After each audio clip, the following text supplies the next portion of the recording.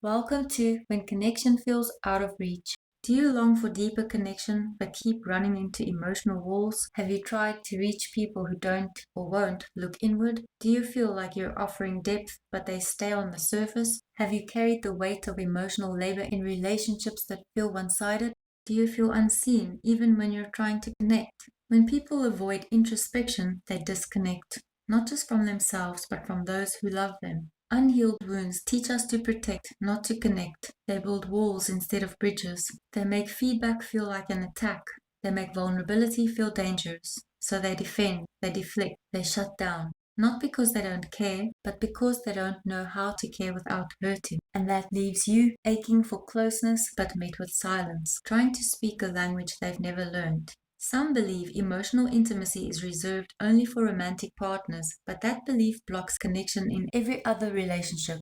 Intimacy isn't just about romance, it's about emotional openness. It's what allows a friend to feel safe sharing their fears. It's what lets a sibling feel seen in their struggles. It's what helps a child feel understood, not just managed. Yes, romantic partners often share deep layers, desires, dreams, vulnerabilities. But that doesn't mean we shut down intimacy elsewhere. Different relationships call for different kinds of intimacy, but all of them require emotional presence. To the one who longs for connection, you feel deeply, you crave intimacy, presence, truth, but too often you're met with emotional absence. You wonder if you're asking for too much, or if maybe you're too much. You're not.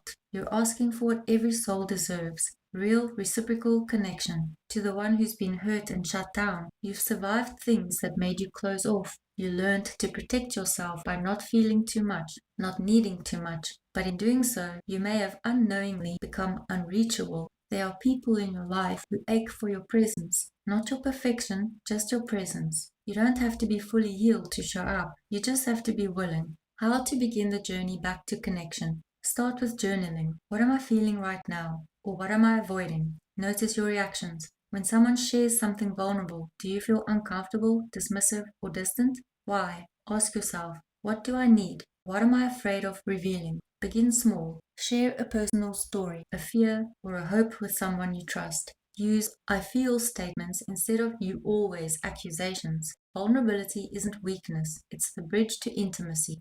Name your emotions. Sad, anxious, excited, lonely, grateful. Don't over-explain or justify, just be honest. Connection is not just proximity or shared interests. It's the exchange of inner worlds, thoughts, feelings, dreams, ideas, experiences, interests, needs, desires. To connect is to dive into someone else's inner landscape, to explore it with curiosity, not judgment. It's choosing to experience the world together, not as isolated islands, but as co-navigators of the human experience. Thank you for watching. See you in the next video.